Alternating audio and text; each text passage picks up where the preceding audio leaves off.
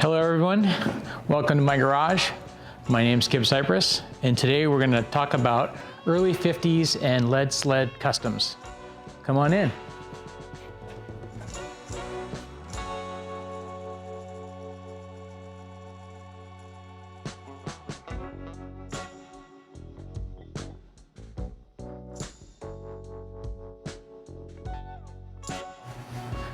Well, thanks guys for coming. As you've probably seen, you've been in here before. Today we're going to talk about three different cars that would be considered customs, or it could be converted into custom. So this 1950 Pontiac Chieftain convertible deluxe would have been the pretty much the top of the line model that you could have bought in 1950. It has the straight 8 108 horsepower original motor in it. We'll open up and show it. This car has not been altered from its original way it would have been on the showroom floor when it was delivered. The neat part about the Pontiacs, these were about $2,000 new. 1950 was the last year that they used the Indian. It lights up when you turn the headlights on. Power top car, lot of style, and this is what they call a suspender that comes down the hood with the chrome lines. And in the mid 50, I think around 54, they went to the two side suspenders. We got to take a look at the car from the inside. It has so much style. Big speaker in the center. Awesome steering wheel. This car has been upgraded a little bit. Well, we would have, when we restored them, rather than use the vinyl, we actually put the leathers in it. The color's pretty right on factory. Great view from the back. You can see the suspenders go up from the tail all the way over.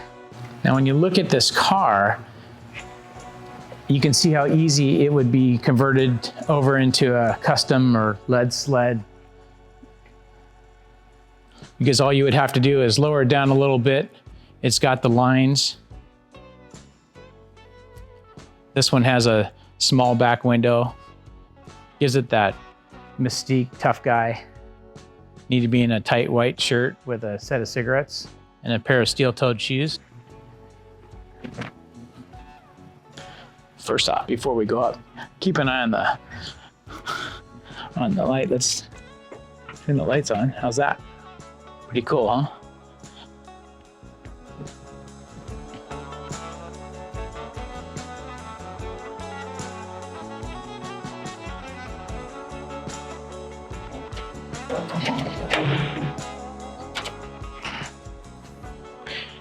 I'll hold that up.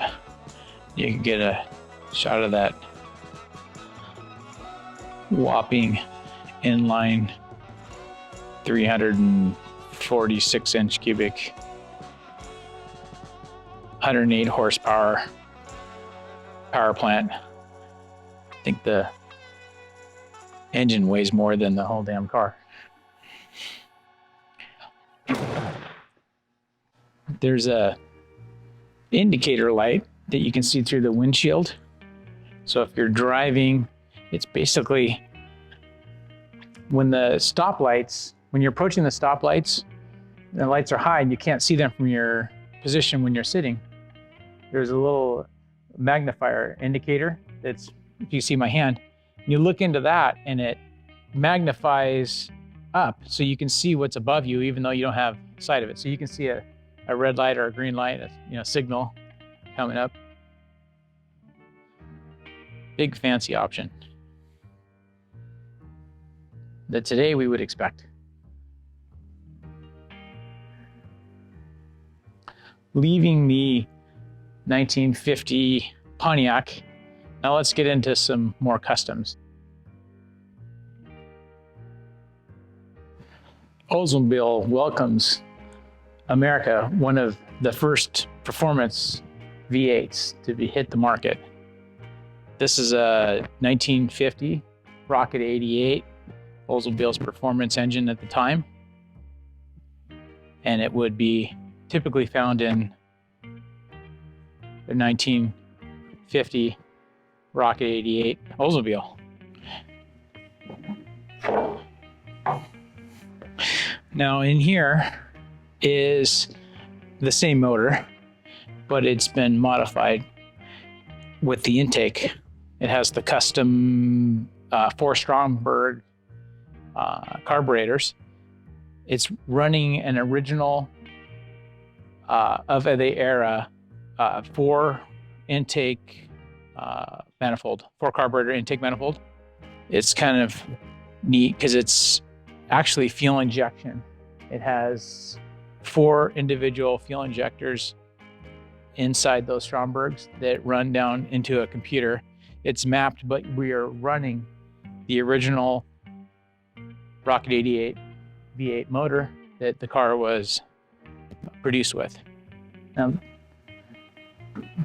this car would be considered a lead sled or custom. It has been shaved up in different areas and body worked where you've tightened in all of the fenders and the moldings and skirts, giving it a real smooth look.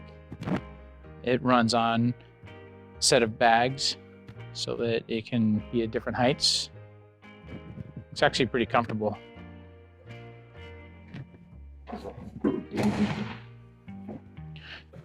How I obtained this is really interesting. This original Rocket 88 motor came out of a 1950 coupe, which this is a fastback. The coupe, it's exactly the same platform, just a little bit different body. They all would have had the identical engines in them. We were in the middle of fabricating and building this car when another customer to the shop pulled up in a completely correct original Rocket 88 coupe and asked the shop, hey, listen, let's pull this original motor out of the car and let's put in a crate engine, which is really common because it's a lot more economical.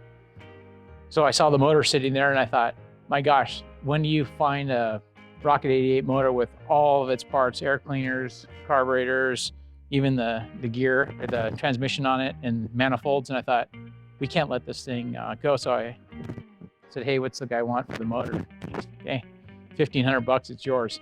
Well, I couldn't get the cash out of my pocket fast enough because I think that stuff like this is really important that we preserve. I didn't want to see this thing go to the junkyard, and it's actually now really a piece of art. And we've since rebuilt it and rebrought up all the finishes on the motor, so it's a nice display piece. And I think that it's a nice thing to complement the car with, because when people walk up and they go, oh, what kind of alterations were done to this? Well, you can see the original the way it was, and then you can see what you would have done as we did in the day to the car. So this car we had all the way down to metal, and it was completely fabbed up from the engines one direction, frames in another, bodies in the metal shop. And once everything was all fabbed up, we start to send all the parts back out for finishing. Body goes to paint, engine off to the engine builder, and then plating goes out to the platers. This has not the factory finish in it because it's a custom. It has some pretty neat options in it. There's a neat compass on the hood that we would have been factory at the time, and we replaced it. It's the steering wheel. It's got the awesome Oldsmobile emblem in the center of it. Neat little features. So you have electric windows you wouldn't have had in the day, but how about these rear ones here? When you're hanging out, you got your guests back there. This car, it has a more of a modern transmission in it, so it can travel down the road and keep up with normal traffic, and it actually performs pretty well. This is a 1951 Mercury. To me, the 49 to 51 Mercuries, when you say lead sled, that is what we consider a lead sled. As you can see, I have a lot of cars in here, different kinds. Everything I have, I drive. This car I've had for 25 years, and I bought this car. It was my first custom, and I went from being a muscle car guy to, hey, I want to have a custom, and I started like kind of looking what was out there and what was cool, and I decided, hey, I want a 50 Merc, kind of a James Dean style. And James Dean style Mercs, they got their name because he had taken the Mercuries and really brought it to a higher level as far as publicity. And what guys would do back then is a 1959 or 49 to 51 Mercury. Typical, the ultimate Mercury is probably a 1950. I prefer a 51, and I'll show you it has a little bit different fins in the back than a 1950. What he would do and what the guys would do back then is, what was cheap horsepower? Well, cheap horsepower came from a Chevrolet V8. So it was very common. The guy would go out to the junkyard, maybe 1960 at the time being. 1960, he's got this hand-me-down 51 Merc from dad, and he goes to the junkyard, finds himself a 57 Fuelie Corvette engine, because that's what he wanted to do. And they put the 57 Corvette motor inside of it. And then it was very common, the 64 T-Bird and 62 T-Birds had the interiors, and it was real common that the guys would go after the interior from the T-Bird and convert the rear back seats. A lot of them are chopped. This car's not chopped. I didn't want to chop it because it was such a nice car to start with, but I kept the visor on it, it gives it that chop look without really having to chop the car. So as you can see, this car runs on bags. So it can sit all the way down, and it has a low ride height, drivability mode, and then high mode for curbs. The motor replicates a 57 Fuelie motor. It has a modern fuel injection system on top of it. This is an older restoration, custom build. It would, maybe 25 years ago. The components we have today are better. If you're doing one today, you could do it even more. But I really like to keep, when you're customizing the cars, modifying them, I like to keep the originality, what would have been correct to the era. So not so much just to go to the store and buy whatever's on the shelf at the hot rod shop. I like to really fabricate the parts so that either they are true, correct, real old speed parts, restored, or that we turn them to make them look old if we have to go with a newer part.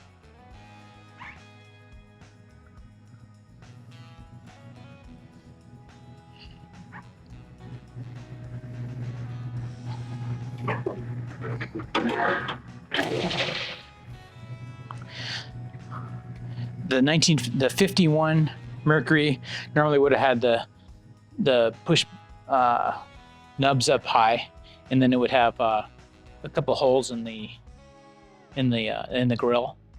This grill has been modified, so it's just all the teeth have been added, additional teeth, and then the button, the snubbers are shaved down.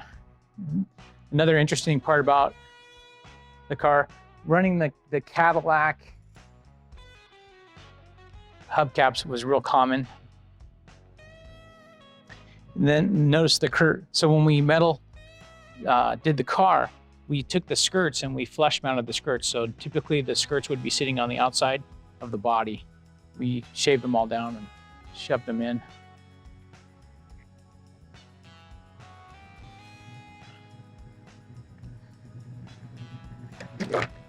Neat little features.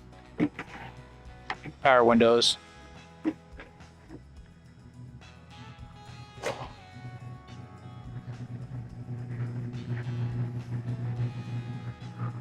Kept the 50s style upholstery. Didn't keep it, we added it. Would have been more like a vinyl bench with no cleats. The back seats is really the trick on these cars. Like a little love seat back there.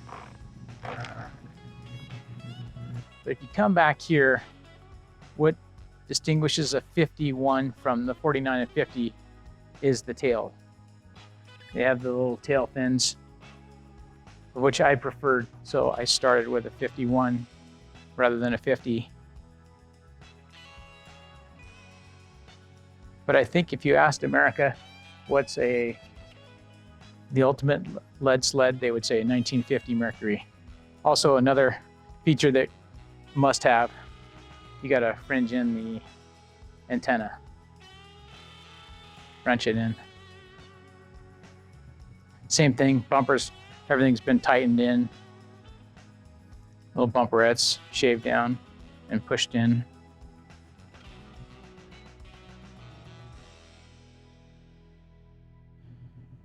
Thanks for coming. My name's Kip Cyprus, and we'll see you next time.